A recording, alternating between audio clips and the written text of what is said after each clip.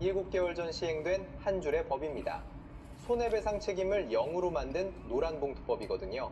그 법이 시행되고 7개월 사이 삼성전자 노조원이 2배 반 가까이 불어 단숨에 과반을 장악했고, 그 노조가 5월 21일부터 18일 동안 평택을 멈춰 세우겠다고 선언했습니다.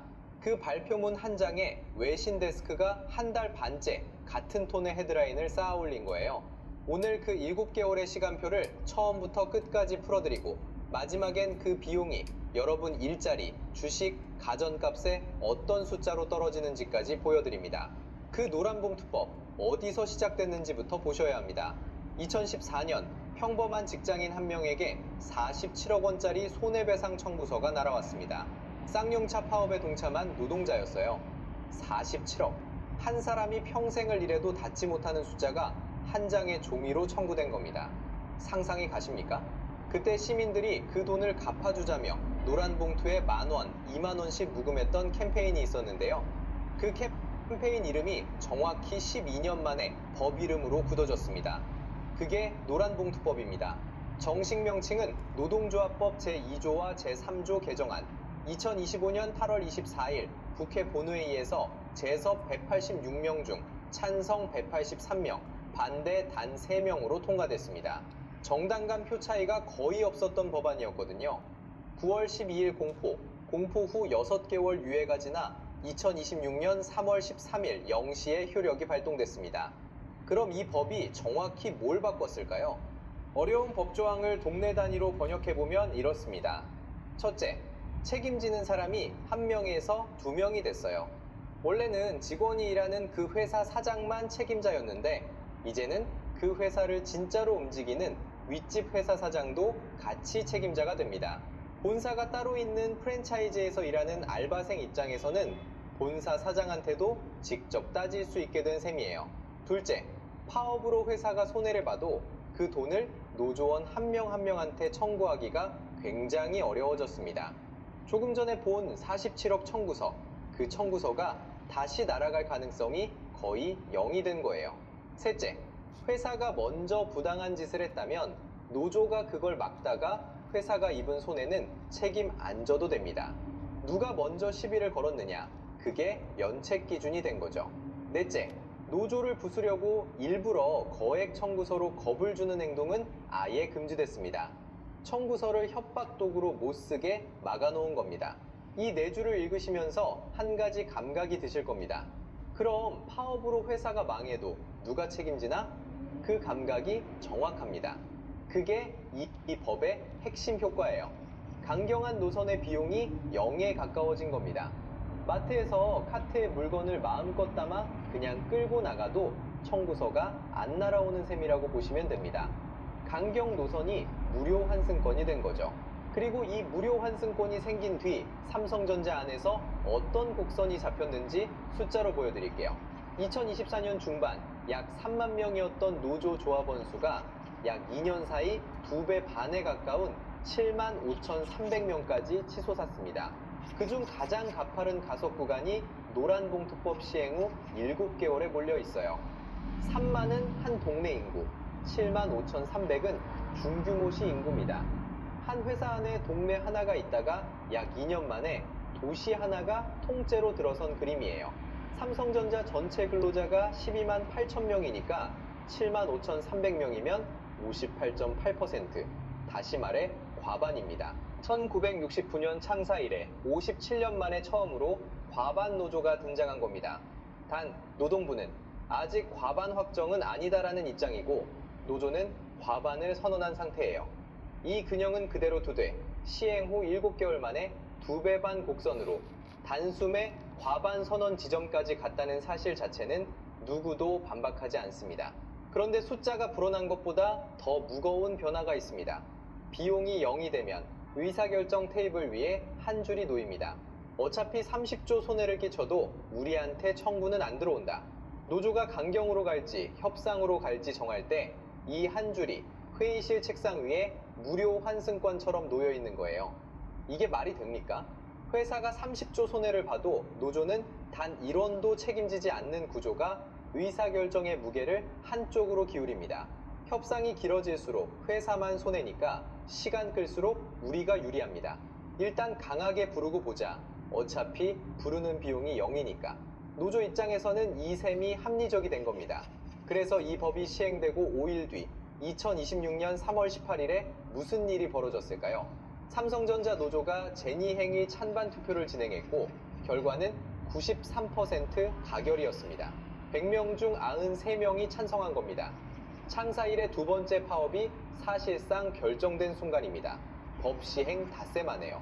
6개월의 유예기간이 무색한 속도였습니다. 마치 시계가 0시를 가리키기를 기다렸다가 곧바로 시작 신호를 누른 것 같은 흐름이거든요. 그러니까 다시 정리하면 이런 구도입니다.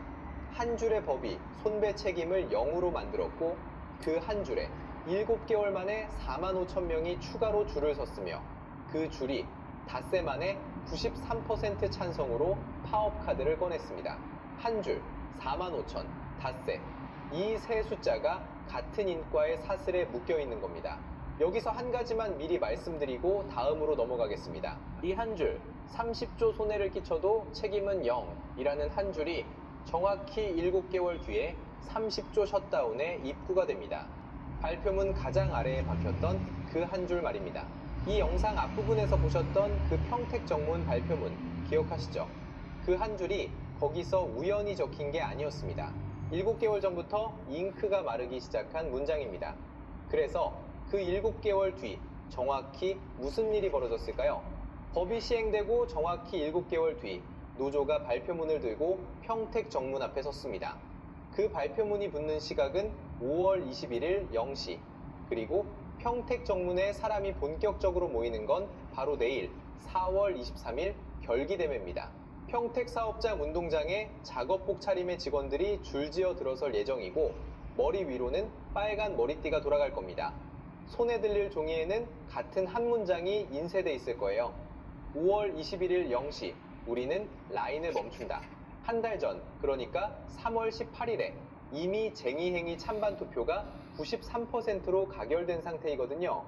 창사 이후 두 번째 파업 결의가 75,300명이라는 숫자를 등에 업고 내일 평택 운동장 위에 공식 선언됩니다. 라인을 멈춘다. 이 짧은 한 문장이 평택 캠퍼스 안에서 무엇을 의미하는지부터 풀어드리겠습니다. 평택 피사 라인은 한 달에 디램 78만 장을 찍어냅니다. 그중 약 25%, 매달 20만 장이 HBM사 전용입니다.